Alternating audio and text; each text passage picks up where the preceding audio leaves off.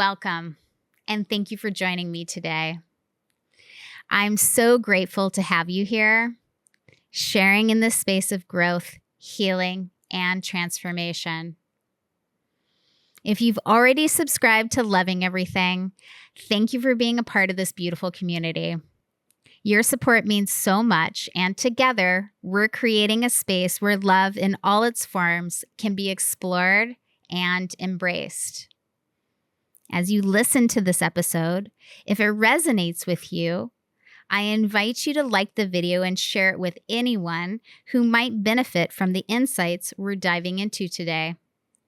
These conversations are all about expanding our capacity to love ourselves, each other, and the world around us.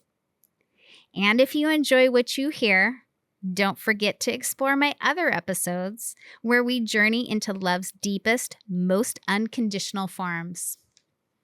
Each one is an invitation to reconnect with the parts of yourself that are waiting to be seen, healed, and loved. So thank you for being here.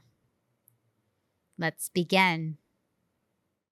How are you? I'm good. How are you, Andrea? I'm so excited to do this with you. Me too. It's going to be fun. I know. I don't doubt it. I can't wait to hear what you want to ask me too. So we'll get started, okay? Awesome. Yeah. Awesome. Okay. So what inspired you to become a relationship coach and focus on helping high-achieving professionals deepen connection and fulfillment in their relationships? I have several reasons. I've had a lifelong interest in human connection and relationships and human behavior. And I do strongly believe that that comes from being an adopted child and navigating a certain course of life as an adoptee. And then my other big reason, which I really love, is I am married to a man who I share a lot of opposites with. Mm-hmm. And we talked about that. Yes. And I think that's what makes it exciting, though. Totally. Mm-hmm. It does make it exciting. I think that's the real passion. Ooh, this conversation is going to be good. Because I do believe that. I think that's the real passion. I do believe that. As opposed to like anxious avoidant in the sense that like the anxious creates tension in the relationship or, is really demanding or super needy or highly critical or creates drama in some way for that push-pull dynamic because they're not used to calm. Yes. Chase. Yeah. Mm-hmm. And honestly, hearing you say that, I mean, I feel that both him and I have a little bit of that. Oh, sure. Yeah. We both exhibit adopted, that. Yeah. Then my guess is that you're anxious attachment style. Yeah. But you've been together for quite a while. Yes. We are actually going to celebrate our 17th anniversary at the end of this month. I had to Congratulations. Do the quick math. Yeah. Thank you. Thank you. I know what that takes. Thank you for saying that. I appreciate that. Mm-hmm. Yeah, it's been a wild, lovely ride. As life is. Yes. And so he and our marriage have also fueled an additional fire under me to, focus in on it in this life. I feel like I not only work this professionally, everything we're talking about, but I live and breathe it every single day, like literally every hour of the day because we work out of the house together. So, I'm maintaining a lot in our own relationship on a regular basis. And I love that I can bring that authenticity to the table in what I do. Like, I'm not coming to the table from a perfect marriage by any means. Right. Who has a perfect marriage? No one. But it's funny how many people really strive for a perfect marriage. Well, because that, if I control it, right? Yes. Then I have control over the outcome. Yeah. Especially if I have a lot of fear of failure. Right. Right. So we're just not going to argue. Or I'll avoid large conversations, or to keep the peace. I'll keep the peace. Become a people pleaser. Right. Yeah, I mean, there's definitely a very fine line between that, let's keep the water smooth and not really address this the way we should, versus sometimes over addressing things and it becoming a volatile, a much bigger conversation than it needed to be. Right. Yeah. And so, how do we find that middle ground, which I think humanly is hard. Well, I think we're talking about regulation now. Yes. Having a conversation when you're regulated. Yeah. And soothed. Yeah. As opposed to in the heat of the moment when you're activated and you potentially have some maladaptive tendencies or coping strategies or reactions, right? Yeah. That come into play in the heat of the moment. Right. Right. Yeah.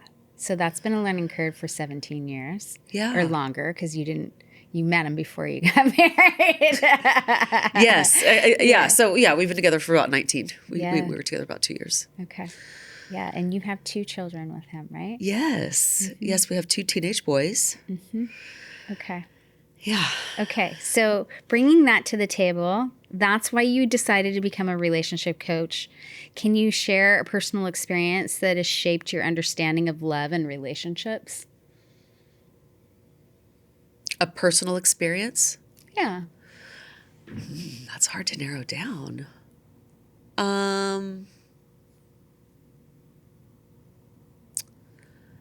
Ask me that one more time, please. Can you share a personal experience that shaped your understanding of love and relationships? Was it in your childhood? There's so many. My brain is literally scanning so many. So I'm trying to slow down the reel.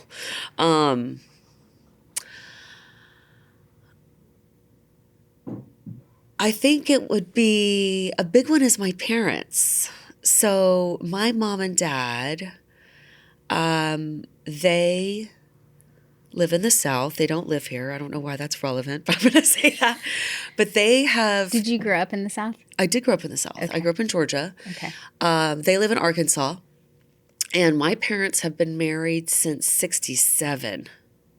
That's a long time. So, but what I really love about my parents is that you wouldn't know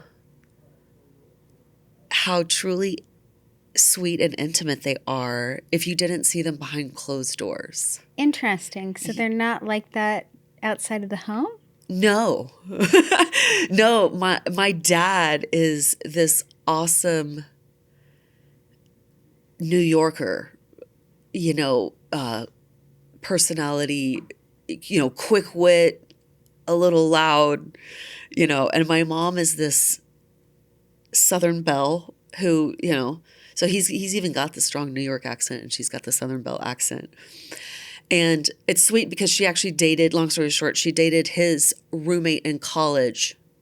And then that boyfriend went off to the army and said to my now dad, take care of, I'll refrain from saying my mom's name, but take care of her while I go away. And so he really did. He really took care of her. He took his commitment seriously. Yeah. And so my point of bringing them up as an example is I perceive them as starting off untraditionally.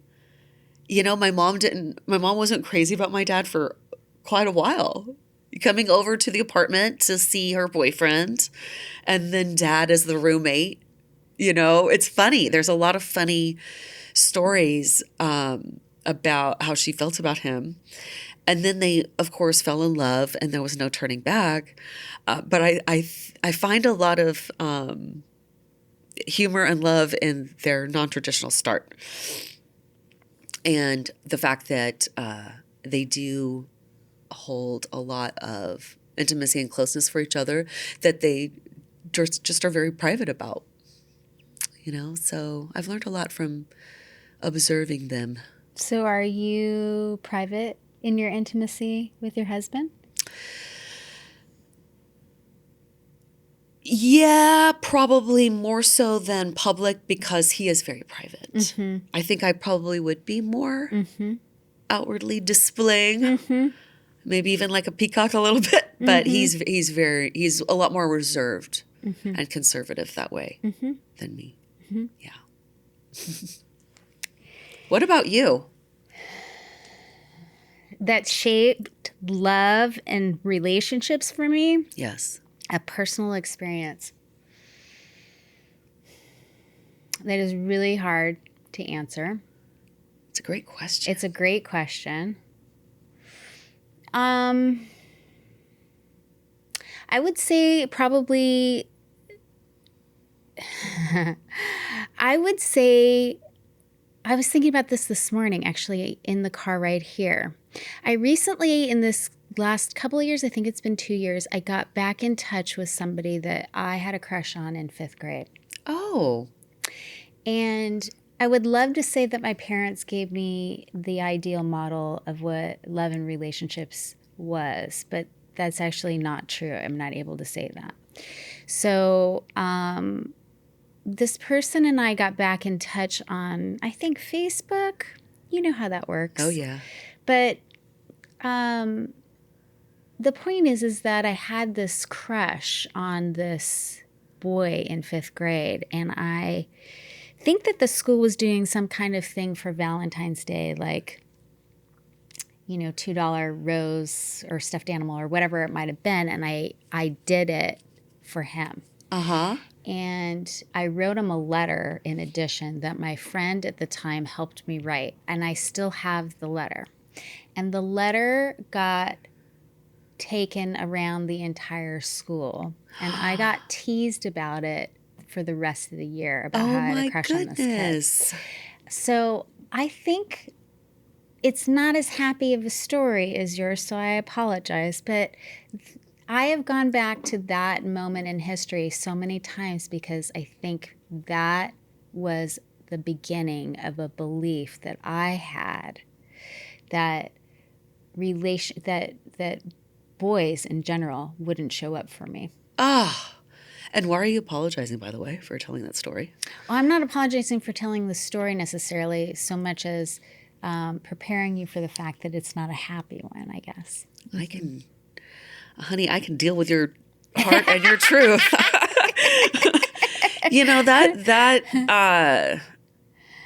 Thanks for sharing that. And I can feel it inside of me, the pain and the torment that created. It actually made me flash to something that happened in the 5th grade that is not like that, but kind of similar. I walked into the boys' bathroom, but I've never forgotten that.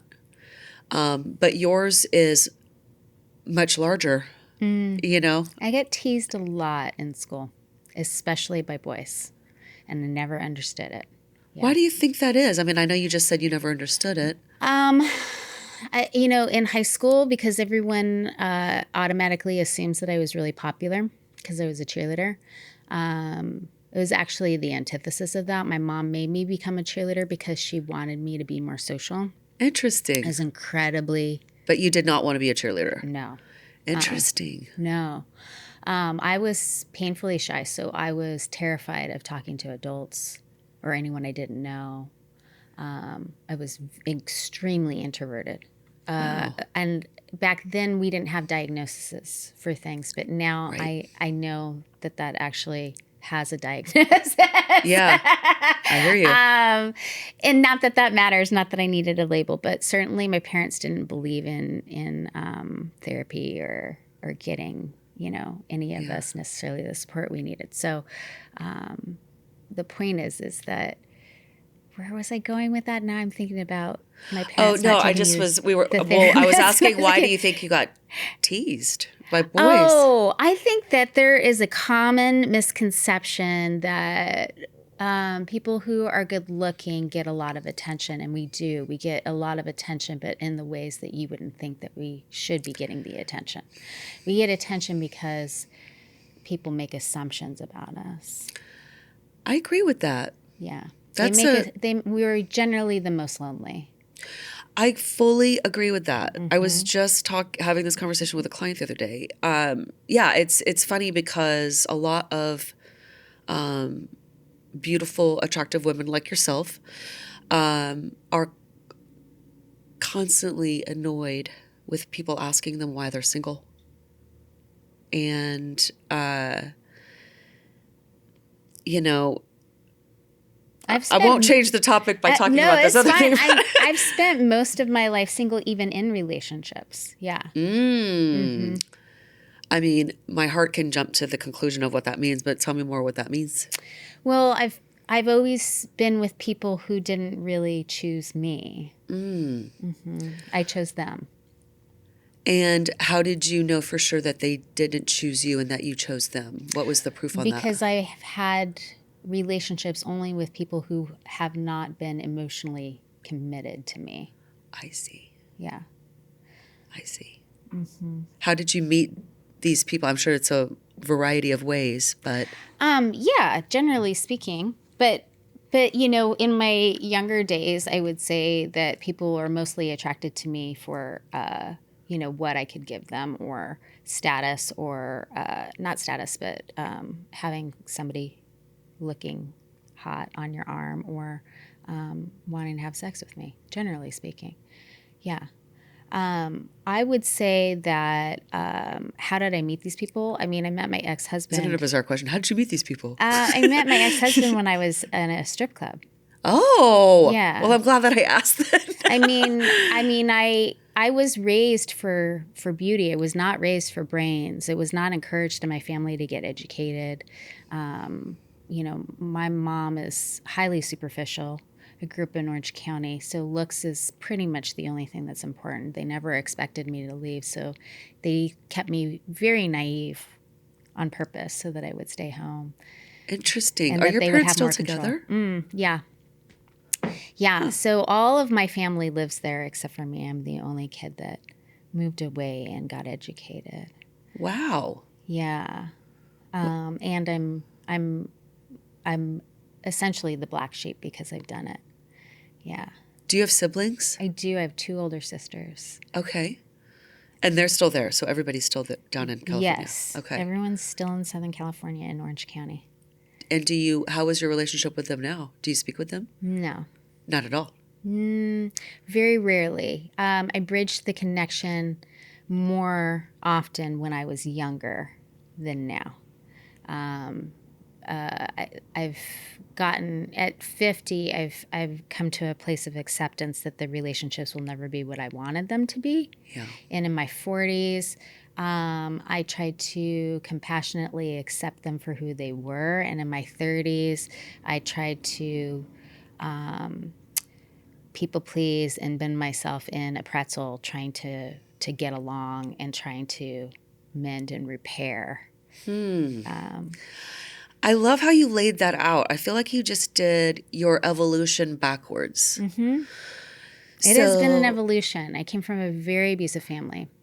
So when people see me even in the family, they have a hard time recognizing how I'm related because I've changed so much since I left home. Wow. Do people get that opportunity to see you in the family? Not often. Okay. And even the way I look, you can tell I'm related, but the way I look has always been different too. How so? Well, I'm currently blonde because women can do that. Right. But I am a brunette, and my 2 sisters have had blonde hair and blue eyes my entire life. So They just look different than me. They Yeah. look Southern Californian. Yeah. Yeah. Yeah. Yeah. And I'm not saying, I don't clean up well, but I have a different look. I always have. Yeah. Yeah. And I don't know that I was necessarily trying. It just was always, I was definitely the misfit in the family. They're all extroverted. They're all very loud, outspoken, So I definitely came in as a spiritual lesson for all of them. I was the baby. I was sick all the time. I had asthma. I almost died at 18 months. Like there was a lot of stuff that happened with me constantly Wow. that required the family to have to pull together. Yeah. How much younger are you than your middle and older sister? If that makes sense. Yeah, my sister that's closest in age is 5 years older than me, and Got the next one is 6 years older than me. Okay. So yeah, they chose to have another child. I was the one that was planned. That's what they tell me. Oh, I see. Mm-hmm. Yeah. So they really tried hard to raise me differently than they raised my two sisters. They kind of gave up on my two sisters and put all of their attention and focus on me to make me what would be considered maybe the golden child. Except I moved away and educated myself and disrupted the dysfunction. Interesting. Mm-hmm. So, do you still carry their last name at all? Nope. Okay, I understand. I see. Okay. Oh, that's very powerful and meaningful. Yeah, I don't carry anyone's last name except for my own. I've been signing my name with a heart at the end of it since probably 7th grade. I love that. Yeah. I understand. Yeah. And so it just made the most sense to me when I left my only marriage. When I left my marriage, I didn't want his name, and I didn't want to go back to the one that I was born with because, it's not like people can't find it. Right. It's still on Facebook. Of course. But the point is like, that name, I was teased for that name even, and I was always first in line because of that name. And I don't have a problem saying it. It's Russian, so nobody can pronounce it, and you're having to spell it all the time. And I didn't have shame for it, but it caused me a lot of issues growing up. Yeah. Wow. Yeah. So I always wanted my husband's last name. I was always looking for another last name, even younger. Interesting. Yeah. And my heart can understand that. But I think I was also trying to disown my family. Yeah. Do they know that? Probably by this point, yeah. Yeah. I'm sure it's fairly clear at this point, yeah. Does your mom, I'm zeroing in on her for my own reasons. Did she ever try to spark any kind of connection or anything with you over all of these years and decades? Does she try? Does she do? Her level of trying, it depends on if she's emotionally regulated. Her level of trying depends on what state of being she's in at present. And a lot of times she's stuck in her child. Yeah. So she has a lot of histrionic tendencies, and she has a lot of narcissistic tendencies. And yes, I've been through my intro to psych diagnosis class, and even previous to that, I'm fairly clear on her level of the personality disorder structure. But the point being is her entire family is full of personality disorders. So it travels in both sides of my family, but significantly in hers. Wow. And so having a conversation with her just depends on what mood she's in. Okay. And so does she make an effort? Yes, she makes an effort in sometimes tantrums. She makes an effort in stonewalling me,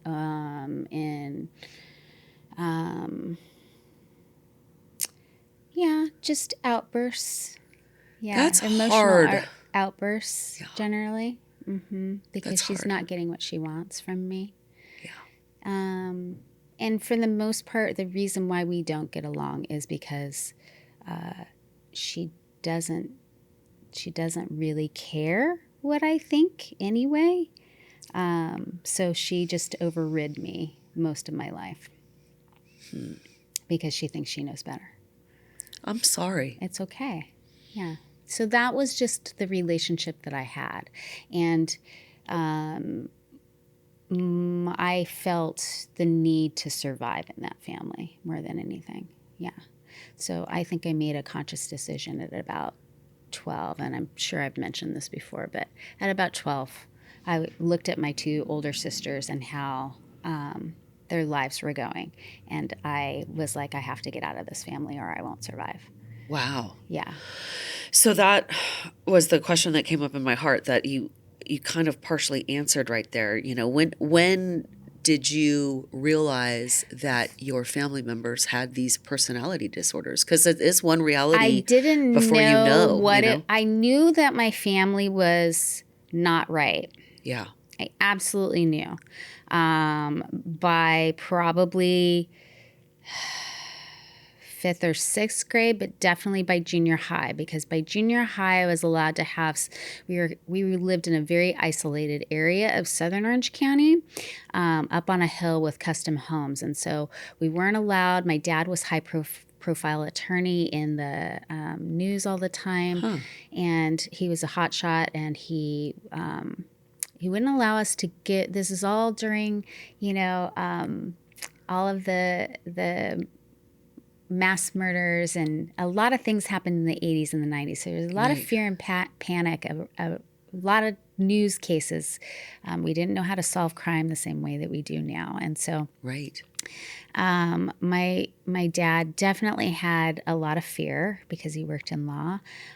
He'd definitely seen some pretty ugly things that had informed him of that, for sure. But he kept us very isolated. We weren't allowed to give out our phone number, and we weren't allowed to have a lot of people over or go over to people's houses very often. And so was he affected by certain, because my mind is flashing to that era, and there was a lot of horrible things happening to women down in LA and Orange County at that time. So he it sounds like he was really raised us to be afraid of men. Oh, yeah. My goodness. So and until this day, for instance, he's over 80. In December, I was moving my daughter. We were standing on the street, and her neighbor from the apartment upstairs asked to borrow her phone because he had locked his in his car, which was sitting on the street in front of us. And my parents didn't understand what was going on, and they were sitting in the car, and they lectured her about how he could have stolen her phone and then taken her somewhere. And so they just live in a mentality that the world is going to get them and that bad things happen to people. So that's just kind of how, that's just the lens that they live through. Yeah. Yeah. A lot of fear. Yeah. A lot of fear-based thinking. And do they watch a lot of news? Yes. Okay. My dad watches the news nonstop. I wish my parents wouldn't watch so much news. I know. It's that generation, unfortunately. Yeah. Yeah. Yeah. And I'm not saying stay misinformed. Right, exactly. I'm saying having Fox News on 24/7 in the background. Mm-hmm. Yes. Mm-hmm. Can do something to you. Yeah. 100%. Yeah. 100%. Yeah. So, wow, for you to be able to, and I'm sure it was decades of processing and work on your part, but to be able to get to where you are. I didn't realize until you asked me that question. I guess I never really answered it. I didn't realize that there was a such thing as personality disorders until probably my early 30s. I went to Barnes & Noble and I bought a book on narcissistic personality disorders that had a checklist in it. And my ex-husband, I could check the entire list, but he wasn't. This is back when we knew less about it. So I didn't have a distinguishing factor of covert versus overt. And so because he wasn't overt about it, and I didn't really want to believe it about him yet. Yes. I made excuses and hid the book, but I certainly had a good idea that I was with someone who had narcissistic traits for sure. Wow. And so I knew that I had chosen that person at that point because of how I was brought up for sure. Wow. And That's how powerful. how relationships were modeled to me. You know, it's which is interesting. completely dysfunctional. Yeah. It's my family is like they could have a reality show being in the room with them. Yeah. It does sound that way. Yeah. It sounds like It's very uncomfortable. you would have a lot of content. It's a very uncomfortable environment for most people. My ex-husband, about 10 years in, refused to spend any more holidays with them. Wow. Mm-hmm. Wow. So, yeah, my mom and him can't stand each other. Wow. Mm-hmm. But they're still married. No. My ex-husband and my mom. Oh, I'm sorry. I misunderstood that. Okay. Cannot stand each other. Okay, gotcha. Even before I got a divorce. Okay. Yeah. What about before you married? They didn't like each other. Okay. Yeah. Interesting. But it got significantly worse. Yeah. What were, I have so many questions. And you just took over the podcast. Notice that I didn't. I was like, we're going to just put the questions down at this point. That's why I don't bring questions to podcasts. I've already learned this lesson. I know. I've learned this lesson. I do want to ask you, is there anything you would do different if you could go back to being a teenager? Would you have done anything different? I tried everything that I could. I didn't have a lot of power or control. It sounds like it. I mean, I was 7 or 8, and my mom will still tell you that my heart got broken because I fell in love with the family that lived across the street, and they moved away. Oh. And now we recognize it as failure to thrive. I stopped talking to anyone, engaging with anyone. That's heartbreaking. And so, no, I have a lot of interesting, heartbreaking things that have happened. Oh. That I think I look at now as why people are so drawn to my resilience, because I've always had to get myself through really, really difficult situations or environments on my own. Well, I mean, there is something very, very inspiring about somebody that's been through a lot of traumatic events and they come out the other side from whatever process they have to put themselves through, and they do have that lens, as you talked about, that they can view all the people that had that impact on them through. And I mean, it's huge. I mean, I feel like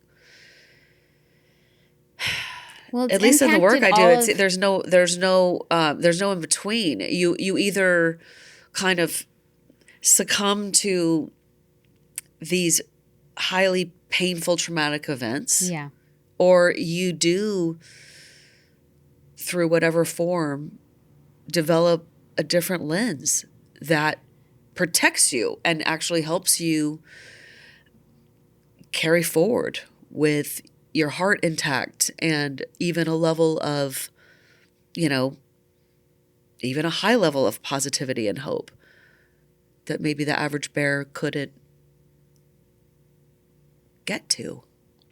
Going through those kinds of things is, I don't have to tell you, I'm speaking to the choir over here. Well, back to what you were saying earlier, or what we were talking about earlier, about there's a common misconception about how attractive people get the most attention.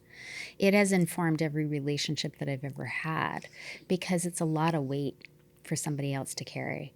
And it's a lot of weight if they don't come from another traumatic background. So if I date somebody who hasn't gone through significant trauma in their life, they can't relate to me. You just said something huge. And in addition, if I date whoever I'm with, it is it's a lot to hold. It's a lot to hold. Hold on. Okay. Why do you feel that if you were to date somebody that does not have a traumatic background, that they wouldn't be able to relate to you? I want to hear more about that. Well, in the experience, I think even understanding, I think that people feel bad for me. Does that make sense? I think that if they haven't been if they haven't had a similar experience, they feel sorry for me. How do you know? Is this belief from past experiences? Yeah. Okay. Yeah. I think that people get trapped in feeling sorry for me. Mm-hmm. Do you think your ex-husband felt sorry for you? Mm-hmm. Did he ever say that point blank? Maybe not in those words, but did he ever convey He that? he said lots of things. I love your laugh, by the way. You have the best laugh. I get it from my mom. Such a hearty, authentic laugh. Thanks. Yeah. It's a well-earned laugh. He said lots of things that would reaffirm that. I think he did feel sorry for me. Huh. I was a single parent when he met me. I was working 2 jobs when he met me. Yeah, I was like 10,000 in debt, which seems like nothing now. 10,000 in debt at 24 as a single parent, no family. Working as a teacher during the day, stripping at night to make ends meet. Yeah. Yeah. Yeah. Wow. I think he did feel sorry for me. Yeah. Do you think he currently feels sorry for you? No, I think he... No, I do not think he feels sorry for me. I think he feels wounded by me. Ooh, how come? Because I left him.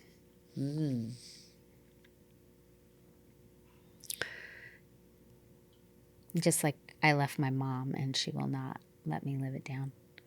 Really? Yeah, she's still angry about it. She still reminds me. That's actually what she would say. Well, you left. Does she... You visit us. You visit us. We're not going to come visit you. You visit us. You left. Wow. Mm-hmm. Mm-hmm. Wow. Yeah. That's a lot. Mm-hmm. So when I took your assessment, that's why I was like, I don't know if I agree with all of this. Yeah. Oh, let's talk about that. Yeah. Yeah, I'm glad. Because it makes a lot of assumptions. And I'm like, no, that hasn't been my experience in relationships at all, actually. Yeah. Yeah. Yeah, I loved when we met, you were like, give me a little something that you know, is part of your platform or your toolbox. And I really appreciated that, that you asked for that and that you know, took the assessment. And like you and I talked about, you know, I love assessments as a part of my coaching. Me too. I do take it with a grain of salt. Me too. So if there is an assessment that I'm quite attached to, it would be this 6 universal human needs. But I think that I still doesn't take it with a grain of into effect or account any trauma. Right. And that might sway that experience. There's a lot of, the sizable hole in the assessment is the amount of choices. It should have probably 6 choices instead of 3. So I, not to get into semantics of the test itself, but I think it provides I love and appreciate the baseline glimpse that you get. And then I love, like, I'm expecting what is about to happen here, the conversations that it sparks. Exactly. Exactly. 100%. So I am excited to talk about your results and what you think and feel about them. Well, I mean, I don't necessarily, I wasn't disappointed in the results. I was just like, oh, there are some things that are very accurate. Yeah. And then there were some things that I was like, no, that wasn't the case at all. Totally. Yeah. Totally. So Should I just give a nutshell explanation? Sure. Okay, so the 6 human needs is a theory that says because we humans all have the same neurological system and functioning so in other words, we've got all the same wiring from a neurological and biological perspective, right? Because of that neurological human similarity in all of us, there's these 6 needs. And they are love and connection, certainty, variety, significance, and then growth and contribution. And by the theory, it says that each of us have we favor 2 of those needs over the other 4. Yeah, significance and contribution. Yes. Are those yours? Oh, yeah. Oh, I thought they were growth and contribution. Oh, maybe they were. That's interesting, though. I got that's interesting that you said that. And so whatever those top 2 needs are. Most people is significance and contribution. Ooh, why? Because I think otherwise they don't feel like they have a purpose. Are you saying that you feel that those are the 2 needs that should be at the top, or that you do believe everybody has that at the top? No, I don't believe everybody has that at the top. Yes. I believe that everybody should have that at the top. Otherwise, they do not feel like they have a purpose being here. I totally agree. Yes. I totally agree. Yes. That's why when I first saw your results, my first thought was, wow, Andrea has a natural human needs blueprint advantage because you have the 2 spiritual needs at the top. So I love that you say. But that wasn't the case. Well, maybe it was. Maybe it was. When I look over at my life, maybe it was that I always had those. Yeah. Well, it has gotten significantly stronger in the last, 5 to 10 years. What has gotten significantly stronger? Those 2 needs have prioritized my life. Significance and contribution, or growth and contribution? Growth and contribution. Okay.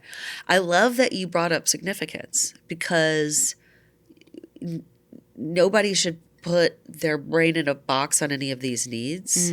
So what I'm hearing you start to say is that you get a lot of significance. I do. From probably meeting your need for growth. So your own growth and development is probably a lot of overcoming the intensity of your traumatic events. That's a lot of growth. And I've done exponential growth. Yes. And you, Yeah. I mean, I'm constantly growing. Yeah. And I can feel that from you, that that pride that comes from all that courage and that overcoming, And so I hope I'm making sense. I feel and sense from everything that you're sharing that that you could have gotten your assessment scores back and growth is there blaring at the top, but that growth could equal significance for you. Like the test marks it as growth, but you feel it as your need for significance. Yes. Does that make sense? Oh, for sure. Okay. Yeah. Whereas somebody else could have significance at the top of their list. Yes. And growth has nothing to do with how they meet it. Yes. They could meet it by being an egotistical jerk. Yes. And feeling like I'm the most powerful person in the room. And of course that has nothing to do with growth. Yeah. Yeah. That has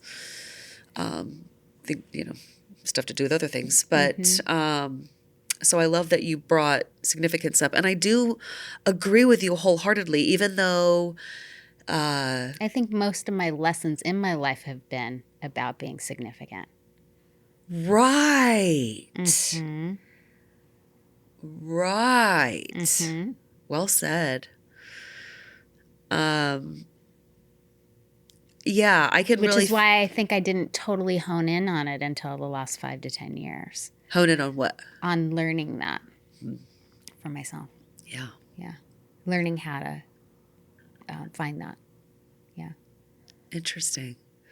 Find Okay. it for myself, not for other people. Yes. Which is a huge difference, right? Yeah. Like night Of and course. Yeah.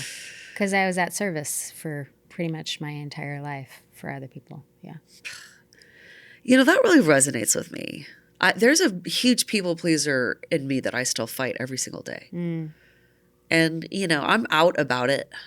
I remember writing about it openly for the first time about a year ago. I wrote a blog on it, and I was proud of myself for coming out because I feel, I feel some shame with that part of me. I think everybody does. Yeah, and I don't love flaunting that.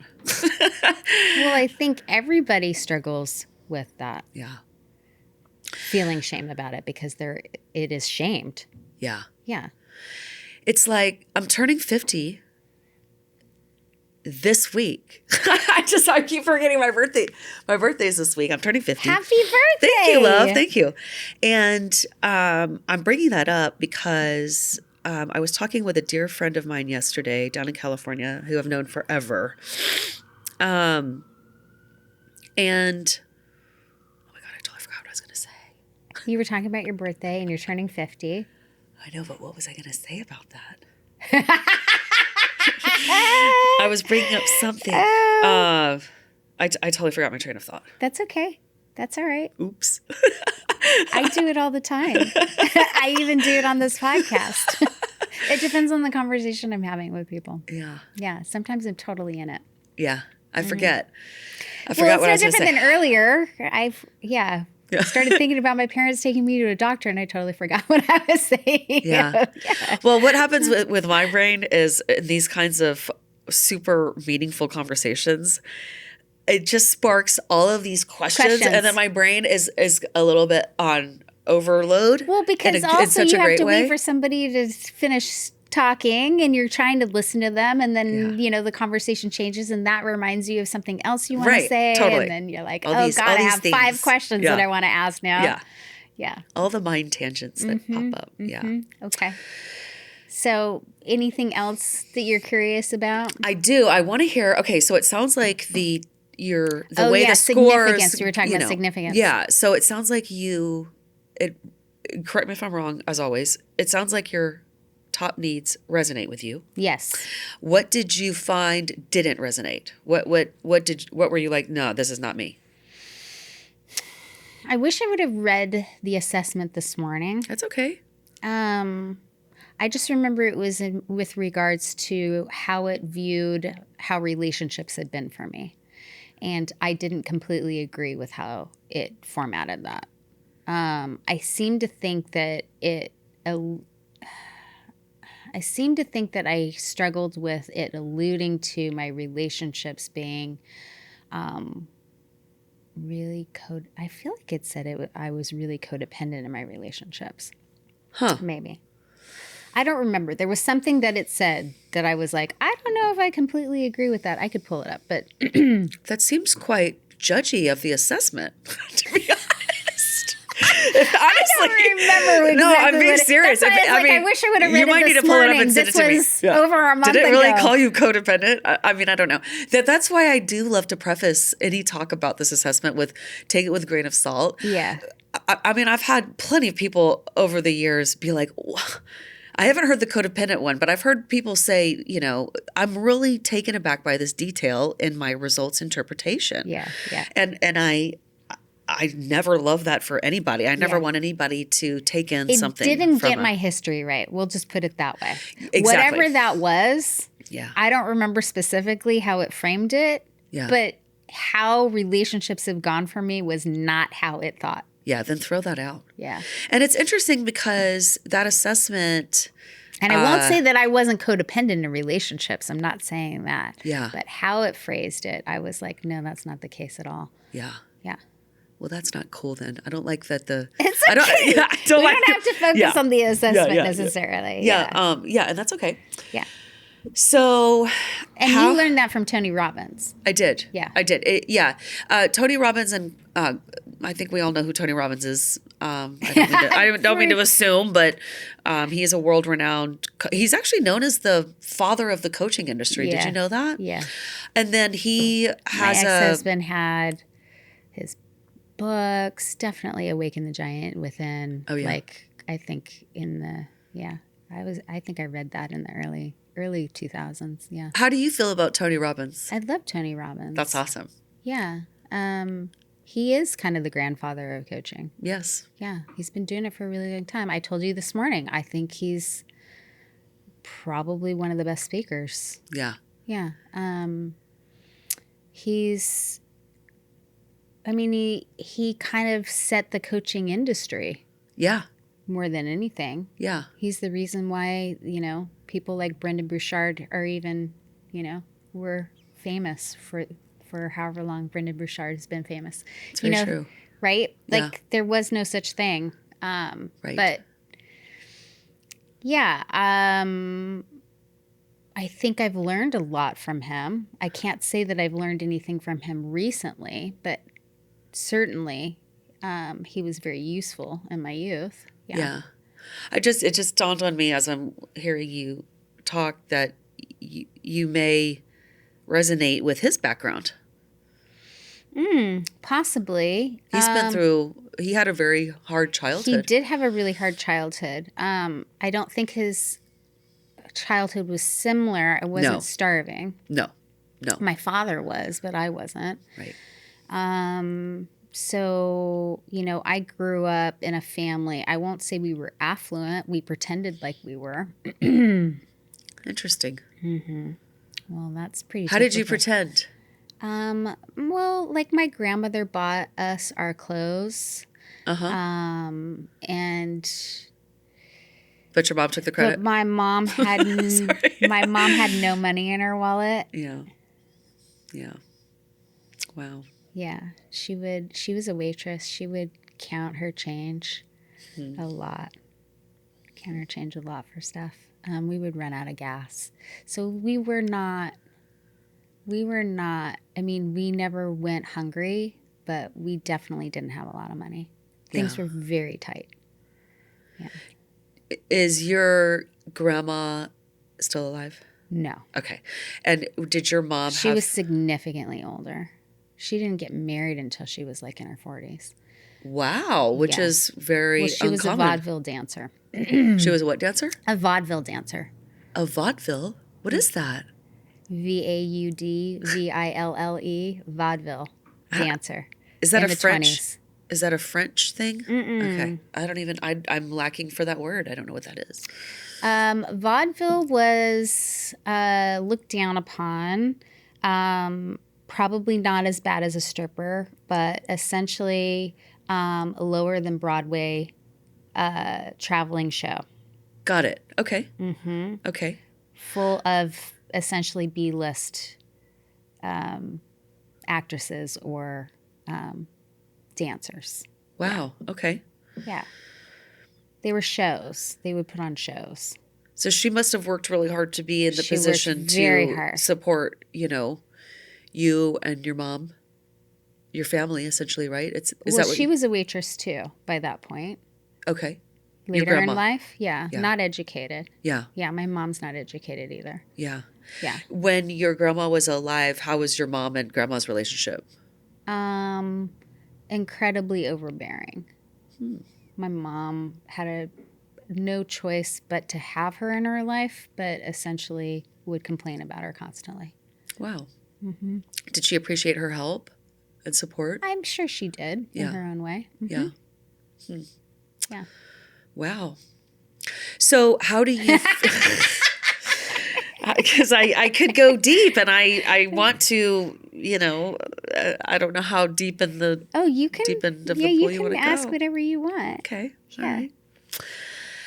So how do you feel if we're going back to your, using the assessment as a tool. as a tool, as a lens, how do you feel your life experiences and all that you've been through shaped your top two needs?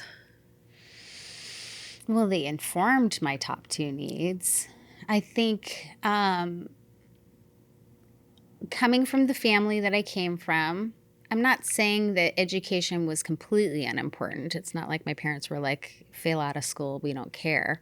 But beauty was certainly more important than anything. And so when it comes to growth, that growth was a survival technique for me. I think that I saw it as a way to get out of the house. And the only way I got out is because I went to college. So my striving to consistently learn that other families weren't like mine. I had a thirst that needed to be quenched because I was growing up in a family that gaslit me and told me that this is how everyone acts. So I was on a constant search to learn something other than that. Yeah.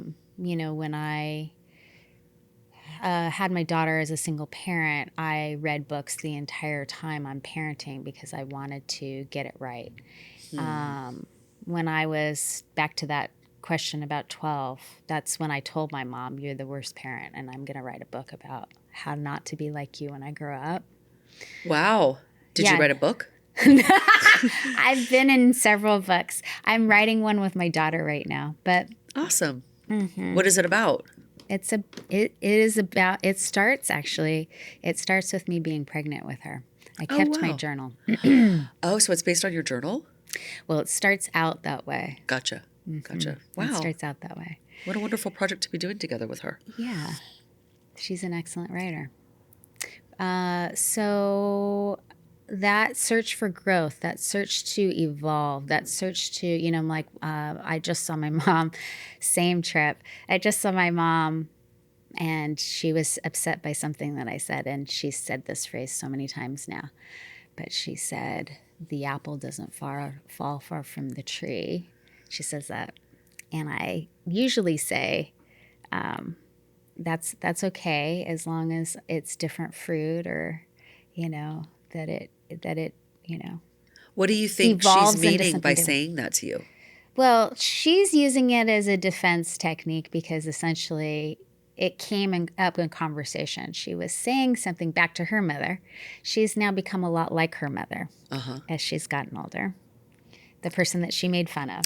Oh, so she's talking about her and her mom, not you and her. No, now she's talking about me and her. I see. But she was doing something that reminded me of my grandmother, and I brought it up to her while we were at the table. Gotcha. And she said, well, one day you'll be like me too. And I said, not if I can help it. How did she react to that? And she said, the apple doesn't fall far from the tree. And I said, well, hopefully it evolves into a different type of fruit then. Got it. And how did she respond to that? She said, usually quiets her down. Yeah. Oh, that's good. Yeah. But that's my way of saying I don't have a hard time being related to them. I have a hard time in the way that they treat people and that I choose not to treat people the same way. And I've dedicated my life into treating people differently than they do. Yeah.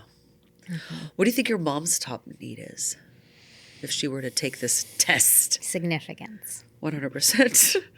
I never want to make fast assumptions about people. It's hard, though, to not feel and sense that was probably the case. Yes. Yeah. Yeah, I do love this tool as a way to look at ourselves. And I can't say for anybody else, including you, gorgeous lady, that this has the same effect, because I think we all have to uniquely process and get through our experiences in our own unique way. But I do love how this tool can help us see the people in our life that might be acting not great towards us. Like they could even be treating us like crap. And by the way, for the record, I'm never advocating for staying in toxic dynamics or letting toxic people negatively Mistreat you. impact you. Yeah, I'm of not course. saying that. Yeah. In the cases where it's not toxic, but it's painful AF and it's very difficult to deal with this person, but they could be a key person. It's still a family member that might not be being toxic, but is very difficult to deal with. I love putting them through this lens. You know, I've put my own certain family members through this lens, and it's helped me change my emotional response to their behavior. Oh my gosh, I was extremely reactive to my mom. You know, my mom can say sentences that make me want to jump off a cliff. And once I just kind of assessed her in my own head without her actually taking the test, I came up with kind of like you assessed your mom. I came up with what her top needs are. And I assessed her as being certainty. And then that really helped me redefine in my heart and in my brain why she says these super provocative things to me. And I certainly wasn't flawless about it, but over time I was able to shift my emotional reactions. Yeah. Because, I mean, there were times where she could say something super simple, and to her it was a voice of concern, but to me it was just like a bomb statement that would just, for whatever reason, send me over the edge because I just couldn't believe she was saying it. And then she was always horrified by my reaction to her statement, right? So it's just this loop. Yeah. And of course it is. But it's a pattern unless you disrupt it. 100%. Well, yes, amen to that. And you know, if we're talking about, it's like double dutch, you have to jump out. Yeah. But if we're talking about us being in our generation and then our moms being in their generation, yes, we are the ones that have the power. And you know, for sure. I mean, they're not going to change. No, they're not going to change. But it took me forever to get there. I mean, I think I only really recently owed this truth until a couple years ago. Yeah. I really wanted her to see things my way. I really wanted her, you know, it's exhausting. Yes. But that was why my so 30s. late? That was my 30s. Yeah, it took me late 40s. Yeah, so you're way ahead of the game. Whoa. I mean. But I'm sure that was propelled by experiences. A lot of experiences. Yeah. Definitely. And significant ones, too. Yeah. Yeah. You know, her lecturing me on respect in my 40s. Ooh. Yeah. Yeah. So does she still, if I may ask, does she still have the opportunity with you to provoke you in these ways? Or does she can provoke me. Yeah. So she can still provoke me because she's malicious. So it's very targeted and it's very provocative. She's incredibly competitive. And she, similar to my ex-husband, knows what will wound me the quickest. And that's where she generally goes. How do you protect yourself? I can't always because a lot of times I'm blindsided. Oh, of course. And that's generally how it goes. But okay. But I'll give you an example. She was not in favor of me having my daughter. Oh, okay. My entire family was not in favor of me having my daughter. And they actually turned their back on me when they found out I got pregnant because they were hoping that would change my mind. Oh, my goodness. So now all she cares about is her relationship with my daughter. But really? She does not care about her relationship with me. So when I'm in relationship with my daughter and her in the same room, she'll hook up arms with my daughter and have conversations with my daughter and whisper in her ear and joke around about how it's upsetting. Yes. So she's like having a mean girl in your life. She's like having a high school when she's in her teen, what I call the adapted teen, Yeah. Child state, right? Yeah. She's essentially like having a mean girl in high school. Wow. And you talk to her and she pretends like she can't hear you. And no, it's constant. So that's why if it was just one occasional jab, I think I might be more prepared. Yeah. But it's nonstop. It's relentless. It doesn't end. She gets stuck in a particular state, and you're just kind of along for the ride. How do you So how do exit I the protect ride? myself? How do you exit the ride before it's over? Can you? I generally, eventually, I shut down. You shut down. Yes, And eventually. then does that lead to her shutting down, or No. leading to her kind of dissipating? Yes. Okay. Yes. Because that was my role. My role in the family was silence. Why? Because my family had too much going on to take care of my needs. My two sisters were very, very out of control. Like, Are they close? mm-hmm. Okay. But like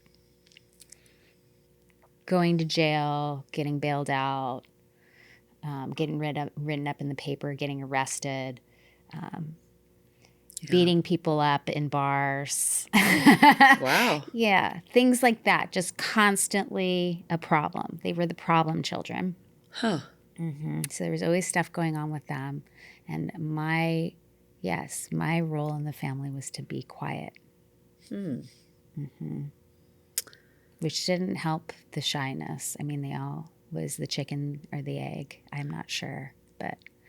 So are you saying that you, for the most part, endure your mom?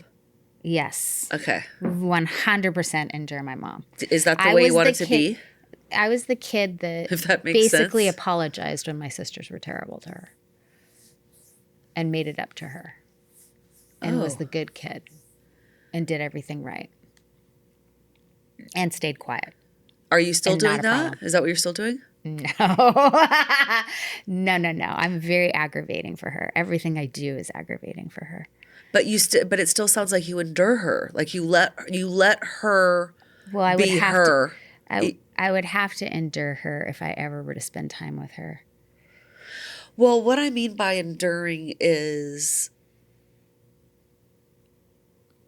I in my mind, I'm kind of speaking of it as a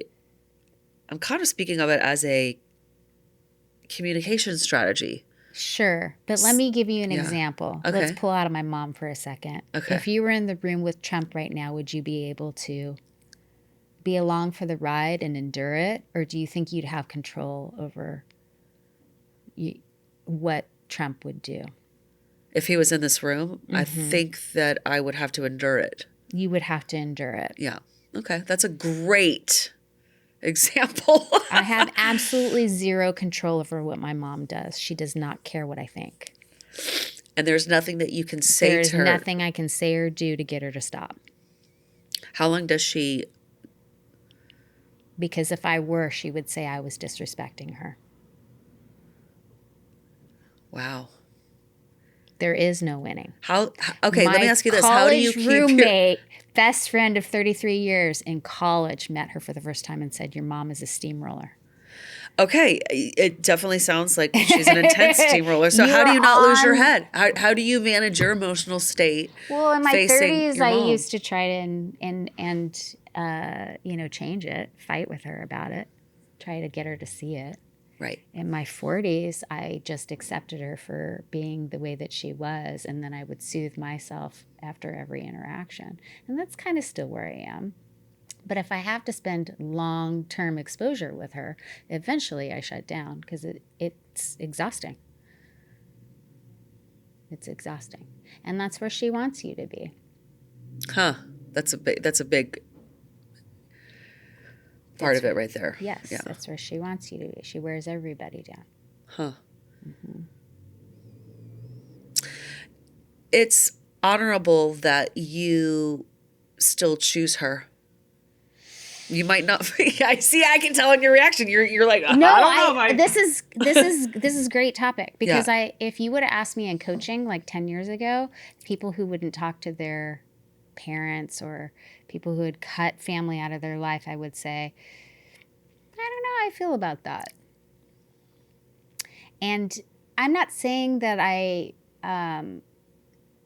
feel significantly different, but I think I understand it now.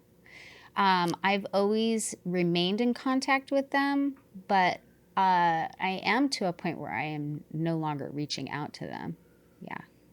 So that's been a significant shift, even just with my divorce, because significant things happened during my divorce too with them that changed, is specifically with my mother, that changed, continued to change and evolve that relationship into what it is now. So while I haven't cut them out of my life and told them never to talk to me again, I certainly am not making an effort to have a relationship with them at this point in my life. Yeah. Yeah. I still feel though in my heart that that's still a form of choosing. It is. It is. Yeah. Oh, for yeah. sure. Yeah. I'm not saying that I disagree. Yeah. I'm saying that's a provocative conversation because I think that I felt more allegiance probably 10 years ago. I felt like I had to. Gotcha. Oh, choice out of obligation than your own Yeah. free will. Yes. I see. Yeah. I see. In my 30s, I was like, I cannot. I mean, no one should wish ill will on anybody, but I was like, I can't wait until they're dead. Like, I don't know what that's going to feel like, but it's going to be amazing. Do you still feel obligated to choose them currently? Well, I do because they raised me and they provided for me. Absolutely. Yeah. So there's some semblance of acceptance and compassion for their experience and how they raised me. There's definitely forgiveness for the things that we've experienced together. Yeah. There's definitely understanding for why they are they are. Yeah. Wait, what did you ask me? You asked me. I don't even know. Do I still choose them out of obligation? Oh, yeah. I was just saying I still feel out of like obligation. Yeah. No. To a certain extent, yeah, because they raised me. Yeah. And that's true compassion. Mm-hmm. Yeah, I mean, that's you didn't have to make that choice. No. Even though you still feel obligation. Oh, a ton. Yeah. Yeah. Probably not quite as much as my two sisters who lived there. Yeah. But I think and that has bred resentment too. Yeah. Because I'm never around to help. Oh, help with your mom? Or help with anything. Yeah. Is this regarding your parents getting older? Mm-hmm. Okay, I see. Oh, so they're heavily involved in that? Yes. Okay. Yeah. Okay. Mm-hmm. And I'm assuming that as my parents get older, it will continue to accelerate my sister's resentment. Yeah. Yeah. Mm-hmm. Yeah. Yeah. I come from a very dysfunctional family. That's tough. There's no way to sugarcoat it. Yeah. Yeah. It's it has been a very difficult journey and a very difficult learning experience. It has informed me of all of the work that I do. I'm super grateful for it. Yeah. I have a lot of gratitude for it. I wouldn't be where I am without it. Right. I wouldn't be the person that I am without it. Yeah. So I'm very grateful for the experience, but it was not easy. Yeah. None of my life has been easy. Everything has been hard won. Mm-hmm. I'm looking forward to this next chapter because I'm more informed and I'm making better decisions for myself. Good. Yeah. So I have the wisdom of the past informing me. Yes. Mm-hmm. And I'm coming from an empowered place, and I didn't have that opportunity up until now. What changed it? What made it what made it now versus before? Well, I mean, before I met my ex-husband, I was a single mom. And before that, I was in college trying to get away. Yeah. And before that, I was with my family. Are you single now? Mm-hmm. Yeah. And remind me, how long has it been since your divorce? I got divorced a year ago in August of... That's right. A year ago August. So Like a year and a for half. whoever is listening. Yeah. Yeah. Right now we're recording I'm just being in nosy. March. Yeah, don't mind So me. I've been, it's been almost a year and a half that I've been divorced, Okay. but my divorce is not final because he raised it to the appellate court. Ah, brutal. Are you dating at all? I occasionally date, yes. Awesome. Do you go on the apps? I have been on the apps. How do you feel about the apps? I think that the apps are, I think lots of things about the apps. I think the apps should be used as seasoning on your dating life and not well said. necessarily the meat of it. I like that. I'm not saying I avoid them completely, but they are very well documented and very well documented. It's very well documented that there are more men on the apps than there are on women.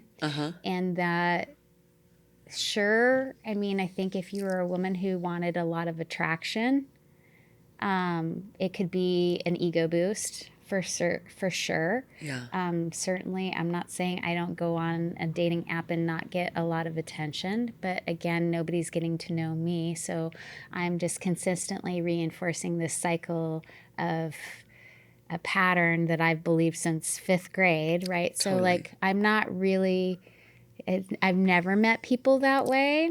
Yeah. I've been on apps. Well, I mean, my ex-husband and I at certain times had an open relationship, so I was on apps even with him.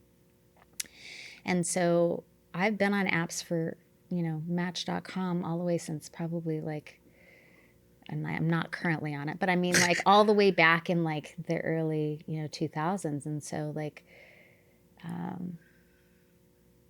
I've always known about them. I've just never met anybody significant. I can totally understand. I fully understand your sentiment about the apps. Yeah. I'm not crazy about the apps at large. I've always met people in person. Yeah. But I can also understand, especially what you've experienced in life regarding men. Yes. And how your father modeled. Yes. How to feel about men.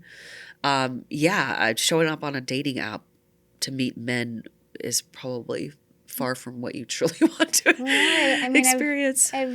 We were... Unless it's the seasoning on top of the meat strategy, which I love. I love how you put that. Can I steal that? Yes, of course. I think that it can fill in your dating life, but I don't think it can be the main strategy. The main strategy. Right. I think it would drive a person if crazy. I were to encapsulate this past year, I've been dating myself. I just did a podcast on it. Love that. I love that. Because both the person that I was seeing and my divorce attorney, both at separate times during the divorce, said, "You've never been single. You should be single." And wow.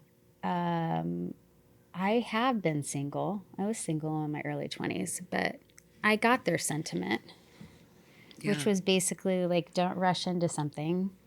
You just went through something that you're still unraveling, which is true. And that divorce blew my life up. And it's not like I hadn't been through major transitions like that before, because I have many times in my life. Yeah. But that divorce blew my life up into smithereens. And so it was not at my best to even date through the divorce. Yeah. And so finding my way back to me, confirming what it is that I'm looking for in a partner, learning to trust myself, being very reflective on how I contributed to the relationship and why I chose it and why I kept choosing it.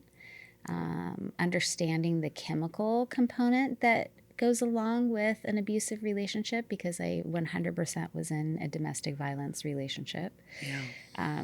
Taking accountability and responsibility for that, and understanding that there's not only the emotional counterpart, but there's also a chemical reaction that's going on in your brain.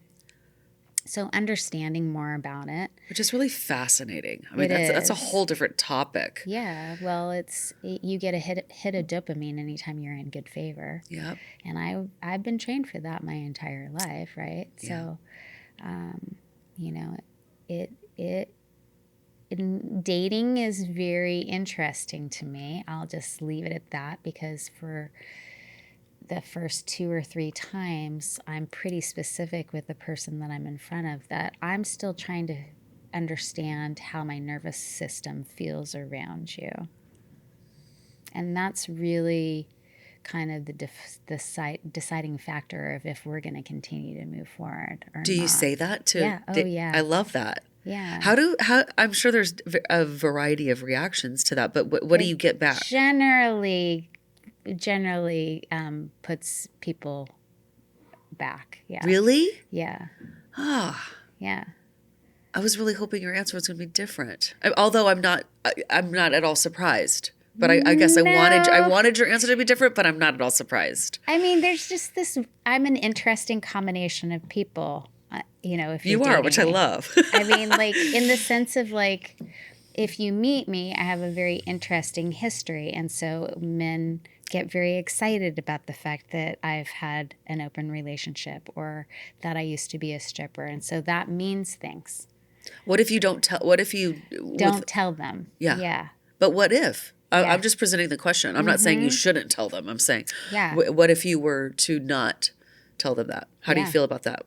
How do you even feel about me saying that? I feel that has to be said at some point, because otherwise I feel like it's dishonest. You're not being authentic.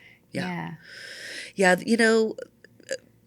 When I asked that question, I genuinely was like, how do you deal with that? Because I wouldn't ever advise anybody on withholding key details about themselves. And at the same time, when you're struggling with being a attractive woman who genuinely wants a quality relationship with a man, and you don't want to be immediately viewed from this ongoing perspective that you've dealt with from many men, where is that line? If there is one for a particular person, between not being authentic and then protecting the way you're perceived. I mean, is that even our job to alter somebody's perception of us? Now that I'm talking about this, it's not. Mm-mm. So now because it would feel very dishonest for me. It would be, now that we're talking about this, withholding that it might protect you in a temporary moment, but beyond that, you're not protecting anything. No. Yeah. And then how is it not a sense of betrayal for them to find that out later? 100%. I wholeheartedly agree. So then how God, do you what a explain catch-22. You know what I mean? So then how do you explain that? I don't know. Well, I didn't tell you because I didn't want you to judge me, but now you're going to judge me anyway. Right. And then also my mind goes straight to, they're going to think that you're a liar. Yeah. They will not understand your high, true intention of wanting to just protect your own self. That. Yeah. Wow, what a catch-22. That's why I said it's a lot to handle. Not that I don't believe someone can hold it, but that it's a lot to hold. 100%. And when people hear my story, a lot of people feel sorry for me.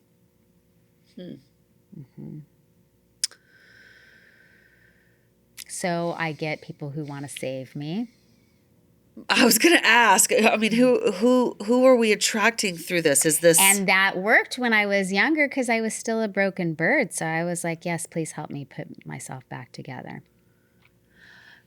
When you were referring to the man has to be traumatized too, is this what you're talking about? Like they want to help you and because they come from their own? Well, no, I mean, they don't need to be traumatized too. I mean that they have to come from a background of abuse. Well, yeah, that's what I mean. They have to come from a background of abuse. A background of, yes. They have to at least understand what that feels like. Absolutely. Yeah. Yeah. I mean, we pick partners because of our trauma. Yes. And we are just replaying it. We're replaying the stuff that we never resolved with our parents. Right. Right. Mm-hmm. I don't know though, because I mean, this is making me process something super deeply that I've never processed. Oh, interesting. I have that effect. Which I know, which I love. Yeah, because I've been through much different kinds of childhood trauma, and I cannot say that my husband has been through childhood trauma. But you've been through socially acceptable trauma. That is true. Although it's not completely socially acceptable to everybody. No, I'm just saying the adoption part at least. I don't pretend to understand all of the rest that has happened to you, and I'm not even going to minimize your experience into that and encapsulate it into that one significant thing that you overcame. Because that's pretty significant to overcome being adopted. Yeah. It depends on the family. Totally. And who took you in. Yes. And I am fortunate. But most people who have been adopted always have the fear of being left. Oh, 100%. Mm-hmm. I definitely have abandonment issues. Yes. And I do too, but different. Totally. Because my family's completely intact, but they chose to abandon me. Right. Yeah. But, I will say, although I'm calling out that I don't feel from what I know of my husband that he's been through traumatic experiences in his childhood. That could very well be a contributing factor to some of our hardship in connecting. Mm-hmm. So, yeah, that's interesting. That's something I'm really gonna actually take on home and unpack. Yeah, that's very interesting. It's just what I've noticed. It's especially highlighted in the dating world. I can only imagine. And I do hear this sentiment from a lot of people dating in the dating world. Of course, they're dating in the dating world. Yeah. I hear about it, like going back to the apps, I hear most of these stories coming off of the attempt to be on the apps, which is where a lot of dating is going just based on the times we're living in, but yet a lot of people, how busy we are. Yeah. And I hear that from you too, a little bit like, yes, dating apps are this thing that is available to us, to season our primary strategy with, but at the same time, and I don't mean to be cynical here, but there is a general sentiment of horrific negativity, I'll just say it, about women being on the apps and what they're experiencing. I mean, men are experiencing all sorts of things on the apps as well, but it's different. Yes, they're getting catfished and wanting money extracted from them, but it's a different set of problems completely. Yeah, they're not getting dick pics. Exactly. But it's fascinating because which I did. Yeah, and that's a whole thing. Another thing that's going on. Like, I don't understand. I'm like, but I could go off about dating, and I couldn't help but bring it up for that reason. But wow, it's a separate. Even with how much this has been in the media now, you're just, okay. That's working. Yeah. Okay. It's interesting. It's interesting. Mm-hmm. Yes. That's working for someone, I guess. Yeah. Mm-hmm.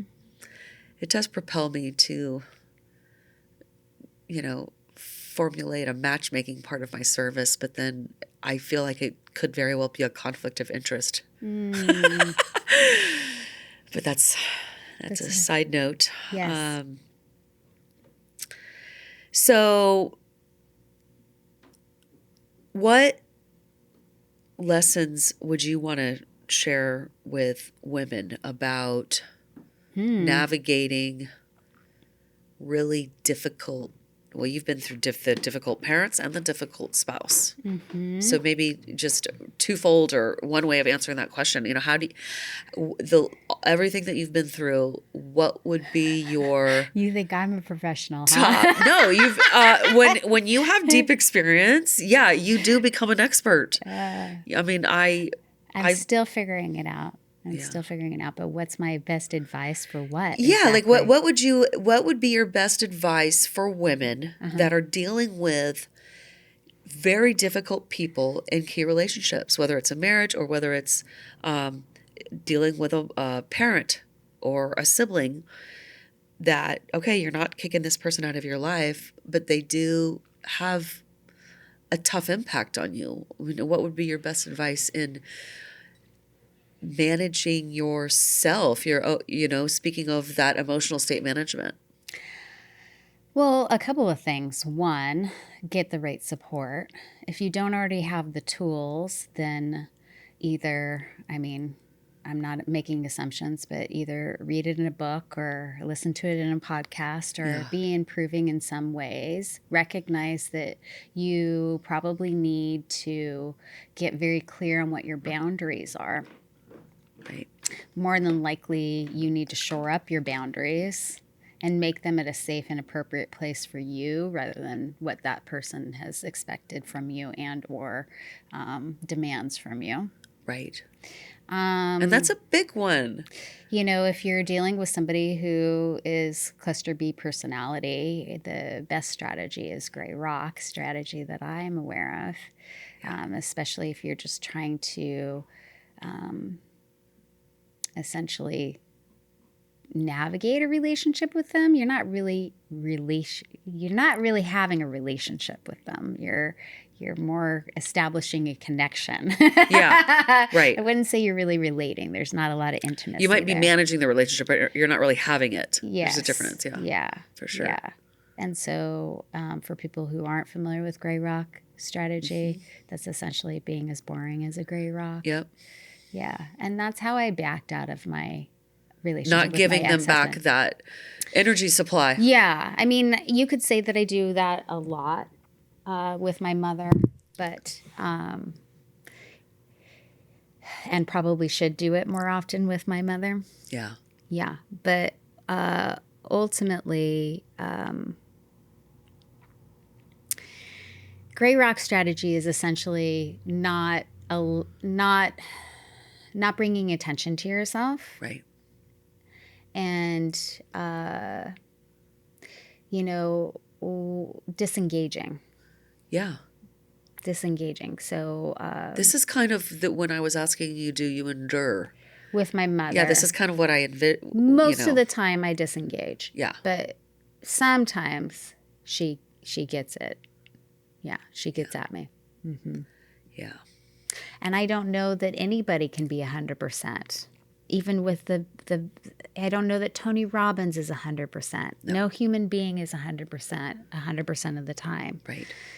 I think Are we even 100% ever? Well, I mean, you can't be that awake. Yeah. Sometimes you are asleep at the wheel. Yeah. But I would say, you can aim for 65% of being awake most of the time and aware of what is going on in your life.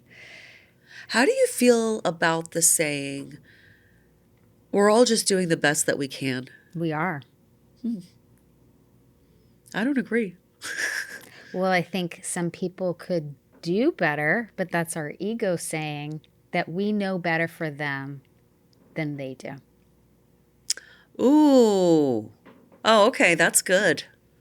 Mm-hmm. They could do better. I'm sure they could. But if they were able to do better, they would be doing better. See, that's the part that I don't agree with so much love. Because it comes from a place of judgment. It comes from a place of judgment of me saying, well, you could have done better there. It is a judgment, yes. I will fully acknowledge that. And I'm not saying that people shouldn't do better. Yeah. I'm saying that that's not my choice on whether or not you do better. It's your choice on whether or not you do better. I have absolutely no control how you show up for a relationship. All I have control over is how I react and if I continue to choose that relationship, or if I continue to choose those circumstances, or if I continue to choose to allow you to treat me that way. Sometimes we don't have choice. We're married to them. We built a family with them. We've got a mortgage with them. We're really involved. Yeah. And we don't feel like we have a choice. Right. Because everything will fall apart if we change this one thing, or if we show up differently. And yes, it will change things. And people are afraid of losing what they have, because the other side of that is pretty scary. It's the unknown. Right. I don't have any control over that, but I do have control over this. I know what to expect here. That's why I'm not going to change it. Yeah, I'm going to have to unpack that more. I could analyze this all day. I'm sure. And, but I also realize that there's a semantics thing going on. For sure. This is where people that know me well are like, here's over analytical, Jen. But I love this short sidebar that we're having, and I love your pushback on the judgment piece. And it does make me aware, that there is definitely judgment coming out of me on that. And at the same time, I'm also stuck on my own definition of best. Yes. I think I'm more stuck on that piece of it. Yes. Yes. Which is, I know better for you than you know better for you. But I'm not here to live your life. You're here to live your life. You're here for your karma. You're here for all of the experiences. You're here for the life lessons. I can't tell you how that's going to be. It's your experience. Right. I also have heard people, and maybe this is the part, where I'm judging too. I've heard this phrase used by far the most by people who are not taking responsibility for how they've impacted somebody. And so I think I also have an association that I need to take responsibility for in my own heart about what that phrase means based on how I've heard people use it. But yeah, anyway, thanks for letting me go off on that little tangent. Yeah, of course. Of course. I think we're almost at time. Yeah, we are definitely at time. Awesome. Yeah. This has been fun. Thank you so much for having me on. What an honor to be here with you. We could have talked about a lot of different things, but I appreciate you asking me the questions that you did. Yeah, and likewise, I appreciate you asking me the questions that you did. You're welcome. I feel like we could easily, spark all sorts of other conversations based on what we talked about. Now that you know more about me, I love that I got to know more about you in this conversation. Yes. What a gift to get those layers on you. Yeah. Thank you. Yeah. Thank you. Thank you so much for tuning in and supporting this podcast. Your presence here means the world to me, and I'm truly grateful for your time and energy. If this conversation resonated with you or sparked any questions, feel free to share your thoughts in the comments. I love hearing from each of you. Your insights, experiences, and curiosities always enrich this space. It's important to remember that trauma, often unseen and unacknowledged, can keep us from living fully in our joy. Through my intuitive healing process, I help release the weight of generational trauma, empowering you to reconnect with your true self and experience life in greater harmony. If you feel called to explore this deeper work, I invite you to book a one-on-one intuitive session or even embark on a personalized journey with a Phoenix Immersion, a 2-day retreat designed to support profound transformation. You can find all the details below. For those who've liked, subscribed, or left comments already, thank you from the bottom of my heart. Your engagement means everything, and I'm deeply grateful for the connection we're building in this community. If you haven't subscribed yet, please consider doing so. I'm excited for all the healing and transformation we'll continue to explore together. As always, I'm forever grateful for you, and I cannot wait to see what unfolds next. Take care, and until next time.